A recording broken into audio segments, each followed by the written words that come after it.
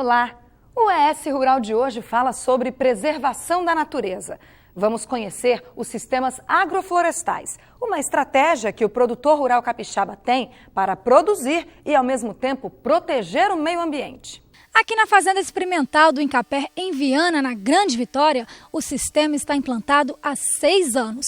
E com uma área com um pouco mais de 1 hectare, além da preservação ambiental e do lucro que pode ser retirado das árvores, também tem a recuperação do solo. Com esse sistema aqui, o que se pretende é criar ou voltar ao equilíbrio.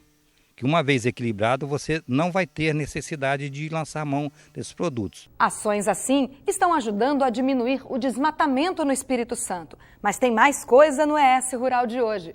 Vamos falar de piscicultura e das técnicas para a criação de peixes. Existem muitas técnicas, critérios técnicos para se escavar um viveiro, que é assim que a gente chama, viveiro para piscicultura. Ele tem que ter comprimento e largura adequados, relações aí de tamanhos, plantar uma grama, então tem vários critérios, não pode sair fazendo buraco. E uma verdadeira aula de beneficiamento do pescado. Você vai aprender a técnica para fazer filé de tilápia. Eu vou forçar um pouquinho a faca para cima, eu vou fazer lentamente para vocês acompanhar, para justamente eu não deixar a carne agarrada na costela. Tá bom, gente? E a faca sempre sobe antes de chegar no final. Observa onde que ela subiu aqui, ó. Nenhum espinho, Pronto para ser comercializado, ou para ser processado. Essa é a matéria-prima da linguiça, da almôndega, do hambúrguer, da moqueca, do pirão e uma... Viu só quanta coisa bacana? Fique com a gente porque o ES Rural está entrando no ar.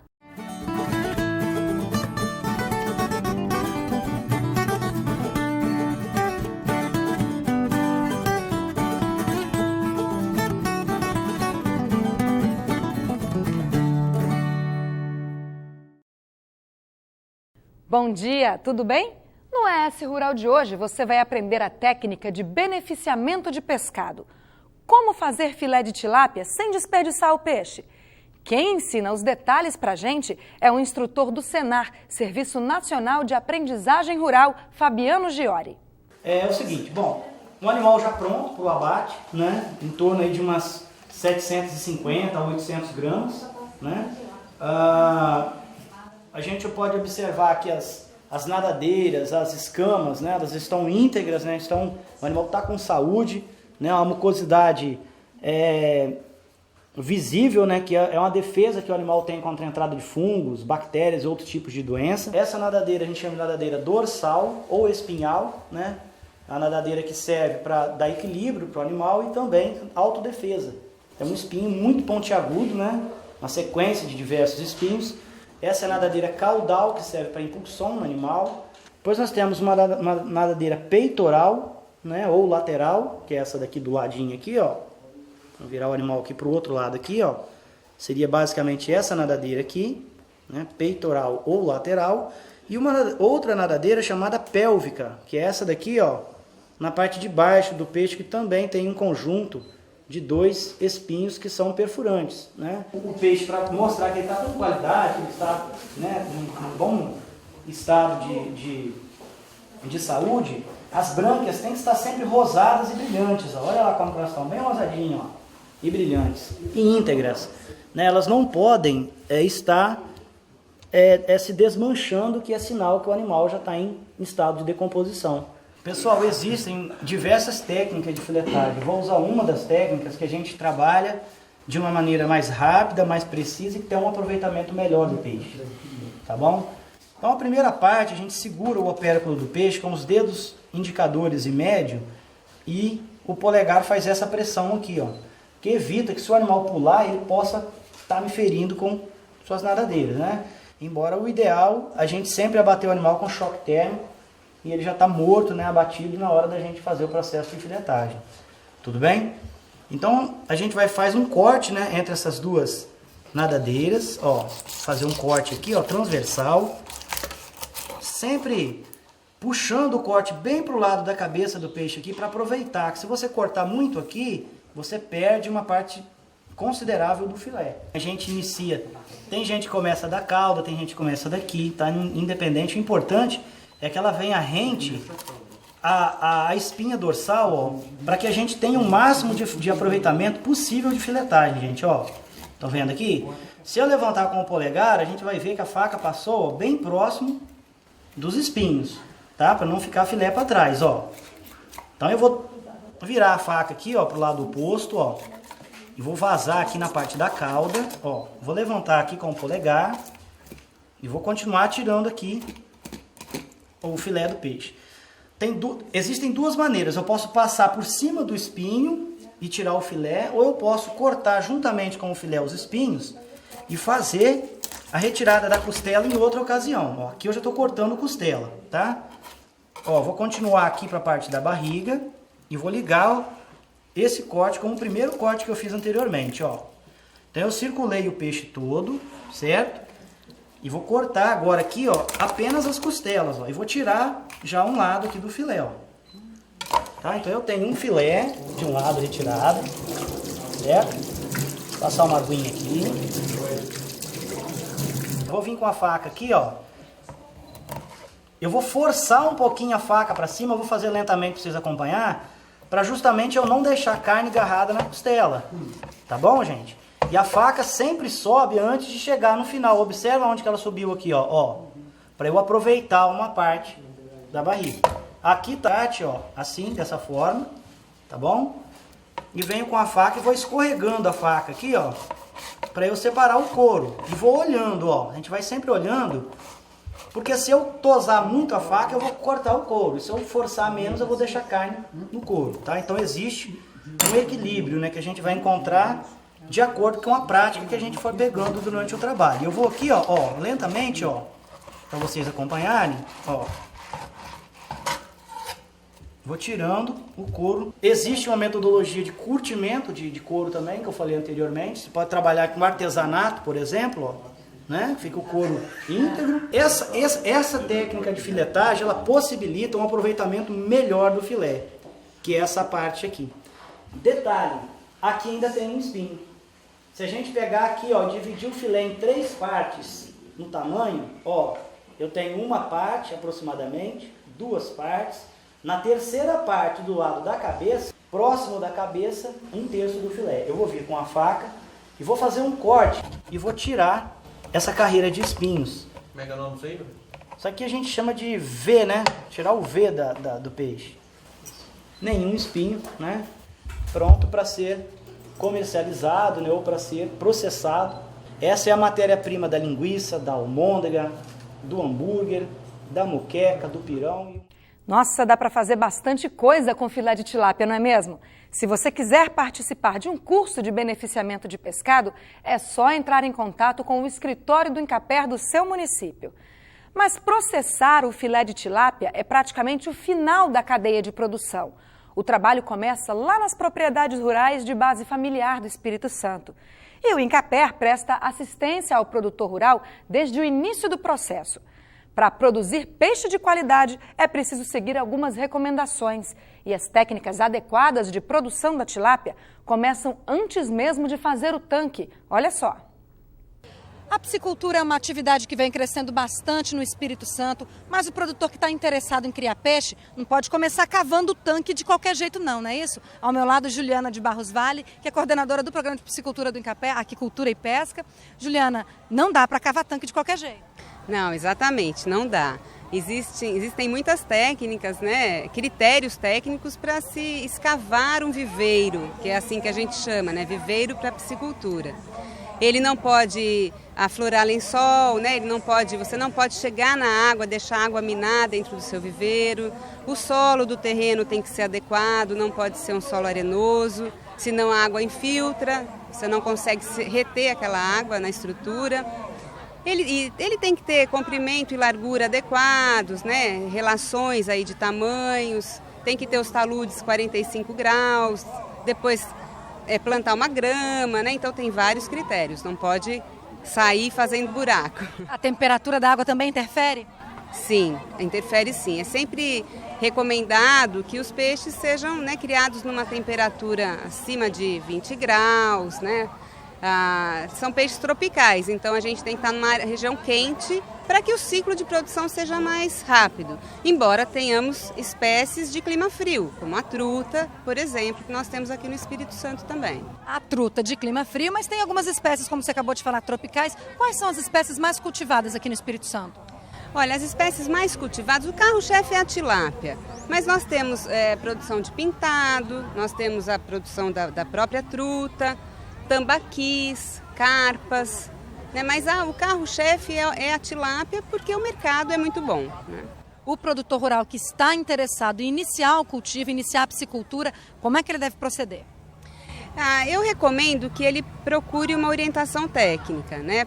Primeiro lugar, verificar a área dele, se essa área tem aptidão para a atividade, tanto se for em viveiro escavado como em tanque-rede. Então ele procura uma assistência técnica, pode procurar os escritórios do INCAPER, que ele vai ser orientado. O técnico vai fazer uma visita à área e daí passar as recomendações. A gente está aqui ao lado de um lago que foi montado aqui como ilustração. Ele, de alguma forma, está respeitando os critérios técnicos para um lago, para um tanque escavado. Sim, ele está respeitando os critérios técnicos, né? Ele está numa inclinação de 45 graus, mais ou menos, ele está gramado. Algumas alterações a gente faria aí, né, na saída de água, sempre recomendado que a saída de água seja por baixo, porque é onde fica a pior qualidade de água, né? Onde ficam os sedimentos, mas ele está bem representado, sim. A dica para o produtor, então, procurar um escritório do INCAPER no município onde mora? Exatamente, procure o INCAPER, que o INCAPER passa as orientações. Obrigada, Juliana. E por falar em produção de peixe, produtores rurais de Divino de São Lourenço e Ibitirama participaram de uma excursão técnica em piscicultura. Eles visitaram os municípios de Muniz Freire, Ibatiba e Iúna e conheceram todas as etapas de produção do pescado, desde o cultivo da tilápia em tanque escavado até o processo de beneficiamento, como aquele que a gente viu no início do ES Rural. O objetivo do curso foi justamente despertar o interesse dos produtores pela piscicultura, a fim de diversificar a renda, aproveitar a área da propriedade e aproveitar também a mão de obra da família rural capixaba. A seguir, a gente fala de preservação. Vamos conhecer um pouquinho mais sobre os sistemas agroflorestais, uma maneira de produzir e, ao mesmo tempo, proteger a natureza. Aqui na Fazenda Experimental do INCAPER, em Viana, na Grande Vitória, o sistema está implantado há 6 anos. E com uma área com um pouco mais de 1 hectare, além da preservação ambiental e do lucro que pode ser retirado das árvores, também tem a recuperação do solo. Com esse sistema aqui, o que se pretende é criar ou voltar ao equilíbrio, que uma vez equilibrado você não vai ter necessidade de lançar mão desses produtos, nem para adubar e nem para combater pragas e insetos. Por quê? Porque há uma ciclagem, há um equilíbrio, então tudo gira em torno desse sistema. Tudo isso e muito mais você confere com o retorno do ES Rural. A gente vai para um rápido intervalo, mas volta já já, não saia daí.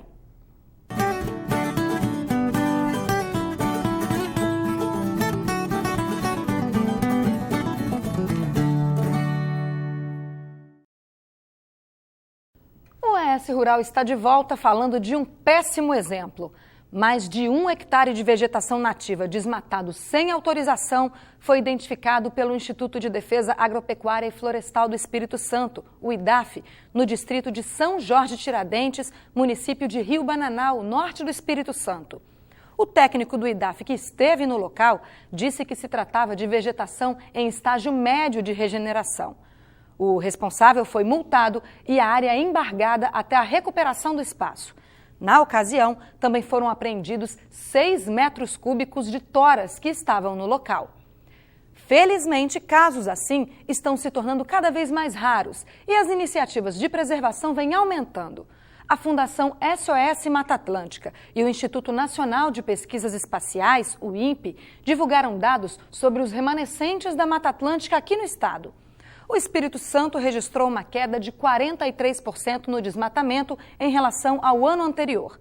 Isso graças a diversos fatores, entre eles o trabalho do IDAF para coibir o desmatamento e o esforço para ampliar a cobertura florestal no Espírito Santo. O IDAF está presente em todos os municípios capixabas e trabalha para proteger os recursos naturais do nosso estado, com a fiscalização de rotina, a apuração de denúncias e a ação de equipes de fiscalização volante. Você também pode contribuir com esse trabalho. Denuncie os casos de desmatamento pela internet. O endereço é www.idaf.es.gov.br. É só enviar a sua denúncia pelo Fale Conosco que o IDAF vai tomar as providências necessárias. Pois é, os casos de desmatamento eram mais comuns porque antigamente o produtor rural arrancava a vegetação nativa para ter área de cultivo. Hoje, graças às orientações do Instituto Capixaba de Pesquisa, Assistência Técnica e Extensão Rural, o INCAPER, o agropecuarista capixaba sabe que é possível plantar vários produtos com valor comercial e preservar a floresta ao mesmo tempo. São os sistemas agroflorestais que a gente vai conhecer agora. Uma forma interessante para os produtores adequarem suas propriedades à legislação e ainda terem lucro é o sistema agroflorestal, também conhecido como SAFs. O meio ambiente ele é composto de várias plantas e animais, grandes e pequenos. Isso é para você entender. E existe uma coisa que se chama diversidade biológica. O que é isso? Tem que ter a ciclagem de nutrientes, tem que ter os animais, que o mais forte pega o mais fraco o mais fraquinho. Então, quando você está com esse ambiente equilibrado, as coisas acontecem naturalmente. Quando está desequilibrado, com monocultura principalmente, então vem o quê? Acontece que vai ter aparecimento de pragas e doenças. E aí a necessidade de você fazer o combate. E muitas vezes o que nós recomendamos, ou o que nós fazemos, é lançar mão do mais fácil, que é o uso de produtos agrotóxicos. Que isso aí faz mal para o solo, faz mal para as plantas e faz mal para o ser humano. E muitas vezes ele não respeita os períodos de carência e o alimento vai para a mesa nossa com algum contaminante. Com esse sistema aqui, o que se pretende é criar ou voltar ao equilíbrio. Que uma vez equilibrado, você não vai ter necessidade de lançar mão desses produtos. Nem para adubar e nem para combater pragas e insetos. Por quê? Porque há uma ciclagem, há um equilíbrio, então tudo gira em torno desse sistema. O indicado é que seja implantado em 1 hectare, mas pode ser utilizado até em uma área maior. Só depende do produtor. A gente recomenda que ele faça aquilo que ele consegue executar. Não adianta querer plantar 5 se não vai produzir 5. Em que pese nós temos facilidade ou costume de grandeza, eu quero ter muitos pés de café, eu quero ter muitos pés de banana, eu quero ter muitos hectares de pastagem. O ideal é que você tenha pouco e bem cuidado. Então, no caso do sistema agroflorestal, o que a gente tem recomendado basicamente é a mesma coisa. Então, você começa com 1 hectare, aí você vai vendo que ao passar do tempo, você pode ir agregando mais uma coisa. Então, você está com seringueira, você está com cacau, você está com cupuaçu, você está com palmácia, você de repente agrega outra planta ali, que vai te dar receita. Então pode ser 1 hectare, 2, 3, não tem limite. O limite é a sua capacidade de execução. Na área escolhida, de tudo pode ser plantado. Nós não temos uma receita de bolo. Então, dependendo do tipo de solo, dependendo da região, ele deve usar um mix, uma mistura que vai realmente acontecer. Aqui nós plantamos seringueira, aqui nós plantamos cacau, plantamos a banana. Então nós tínhamos cana, já foi plantado cana aqui, já foi colhido, abacaxi já foi colhido e mandioca já foi colhido. Então você vê bem, na formação dessas árvores aqui, enquanto estava crescendo, nós estávamos colhendo essas culturas. O SAF permite que as agroflorestas forneçam colheita desde o primeiro ano, cada uma plantada no espaçamento adequado ao seu desenvolvimento. O cultivo simultâneo dessas espécies gera uma renda extra para os agricultores. Primeiramente, ele vai estar adequando a sua propriedade. E essa adequação ela passa necessariamente por uma necessidade de ter áreas que são de preservação, o nome já está dizendo, área de preservação, e com lucro. Porque quando ele implanta umas árvores, umas mudas de plantas nativas, e concomitantemente ele vai plantar, junto ao mesmo tempo, vai plantar banana, abacaxi, outras plantas que ele vai tirar a receita e vai ter lucro enquanto que essas árvores estão crescendo. Aqui na Fazenda Experimental do Incapé, em Viana, na Grande Vitória, o sistema está implantado há 6 anos. E com uma área com um pouco mais de 1 hectare, além da preservação ambiental e do lucro que pode ser retirado das árvores, também tem a recuperação do solo. O trabalho com veneno, o trabalho ao sol é muito cansativo e desgastante e, além do mais, ele está causando mal para a saúde. Então, o que os agricultores estão querendo? Estão caminhando para isso aqui. Então, nós temos hoje um programa que, além do programa Corredor Ecológico, nós temos um programa Reflorestar, que ele está incentivando. O que é isso? Ele está doando recursos para que os agricultores comprem a muda e façam a implantação desse sistema. O que nós queremos é uma propriedade adequada, mas a adequação principalmente com o bem-estar dele e da sua família. Para o Miguel, o ideal é que cada produtor implante o sistema numa parte da propriedade. O ideal seria que cada propriedade tivesse um sistema desse aqui. É porque o agricultor, muitas das vezes, ele está esquecendo da importância disso aqui. Saber, ele sabe, ele está esquecendo. Porque as coisas fáceis nós já fizemos. Então eles acham que isso aqui é muito difícil. Não é difícil. Por quê? Porque ele está recuperando o solo, ele vai trabalhar na sombra, ele vai ter diversificação na lavoura dele, ele vai produzir ao longo de todo o ano. Por exemplo, no café você colhe uma vez só, então você só tem receita quando você acabou de colher. Aqui não. Quando o sistema está em formação, você tem mandioca, você tem banana, você tem abacaxi, você tem várias, pode plantar abóbora, você pode plantar o que você quiser naquela área. Evidentemente, quando vai sombreando, algumas plantas vão saindo do sistema. Aí você já vai ter plantas que se dão bem com um pouquinho de sombra. E quando tiver adulto, se você tiver uma castanheira, você vai colher a semente. Se tiver uma palmaça, você pode colher tanto o palmito quanto a semente, fazer uma polpa. E aí você vai ter renda praticamente todos os meses do ano. É isso que nós queremos. Nós queremos que todas as propriedades tenham pelo menos 1 hectare. Porque aí vai ganhar o agricultor, a agricultora e o filho dele.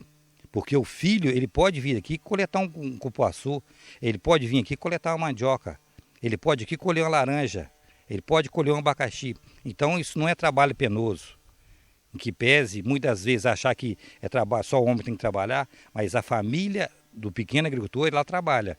E trabalhando na sombra, num ambiente desse aqui, com certeza é muito melhor. Para isso, ele pode procurar o escritório local do Incapé no seu município.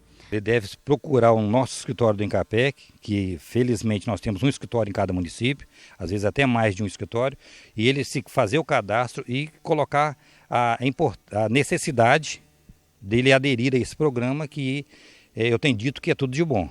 Tem uma coisa que não tem preço, isso eu gosto de frisar e chamo a atenção para todo mundo, é o meio ambiente. Quando eu falo que o meio ambiente equilibrado não tem preço, é porque realmente não tem preço. É tudo que nós precisamos é ter um ambiente equilibrado. É isso aí, Miguel. E os produtores rurais do Espírito Santo já estão conscientes disso. Bem, o ES Rural de hoje está chegando ao fim. Você também pode participar do nosso programa. Envie um e-mail para esrural.tve@rtv.es.gov.br. Eu espero você no próximo programa. O nosso encontro é na semana que vem. Um beijo, fiquem com Deus e até lá. Tchau, tchau.